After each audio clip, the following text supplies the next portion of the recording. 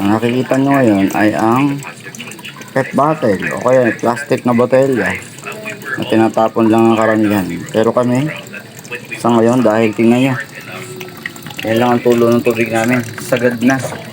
Ang bukas yan pero yan lang ang tulo. Diba? Yan. Tapos nagsasalin ako. Yung iba sinali na naasawa kanina habang natutulog ako. Araw ng Lunes, araw ng coding. Ang pecha ngayon ay 22. Diba? Sayang kasi yung mga ganitong pet bottle, malalagyan namin ng tubig. Saka namin ng tubig. Kasi alam niyo naman, mawala na tayo ng ilaw. Huwag lang naturang tubig. Diba? Ito na yung sitwasyon talaga ng lugar namin. Kagabi nga, ayon sa asawa ko, ito, hingin ko kay bossing. Talagyan ko rin ngayon. Isipin nyo, no? Sabi nga ng asawa ko gabi, may nagrasyon sa amin ng tubig, nag-away-away pa daw. Diba? Sana naman talaga, imbis na mag-away-away, pumila na lang ng maayos. Kung maaari nga, parang pameriendahin na lang yung nagdi-deliver ng tubig.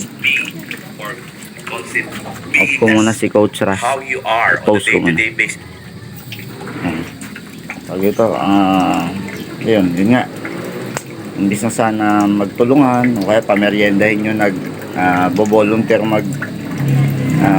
mag-deliver ng tubig, magrasyon, inaway pa. Kalungkot, ano? Minsan, kagaya niyan, ako, pinagpapasalamat ko na rin sa Panginoon kahit paano, ganyan tulo, at least may tulo. Diba? Iba, wala. Hindi naman sa pag-aano, kaya lang, lalo tayo hindi bibigyan ng tubig ng Panginoon kung ang ugali natin ay ugaling hindi makatao. Ang hirap kasi nung ako, syempre, yung nagpapaigib, nakikita ka na, pabalik-balik ka na. Paano naman yung iba? Dapat bigyan naman natin kasi ng pagkakataon yung iba na makaigib, hindi yung puro ako na lang.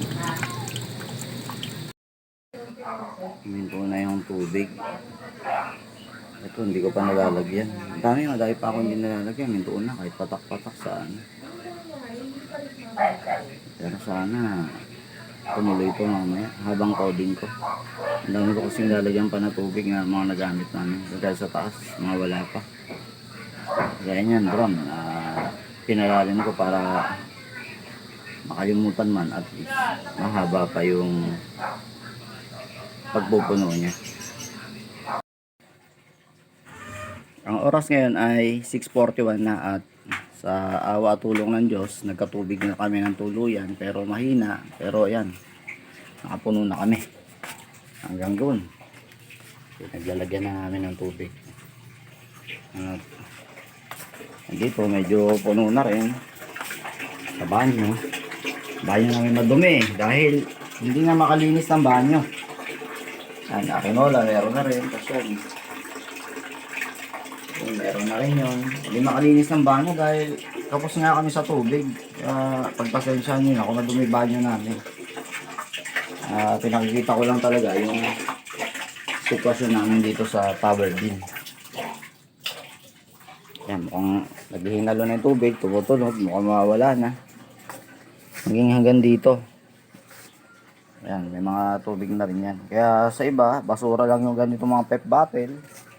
Pero sa amin na laging nawawalan ng tubig, kayamanan ngayon to. Para sabihin natin magkaroon ng stock na tubig. Kasi tsak, mahinang tubig. Ilang araw na naman to bago magkaroon. Kaya yan, ilang ang tulo, napakahina. Pero sinatsaga namin, sinasalok, may laman na rin yung mga yan. Stock na namin yan para may tulo naman kami na. Para sapat ng ano. May ano ba? May rasyon daw? Wala na, puno na. May rasyon daw. Ha? Kaya pala may dumaang may bitbit na timba. Pero kami, mukhang okay na to. Kahit na pag ganyan-ganyan tulo lang, sinatsaga namin. Hindi na ako makalabas at Wala na oh. Wala na. Wala nang tulo. Mahina na. Wala tay.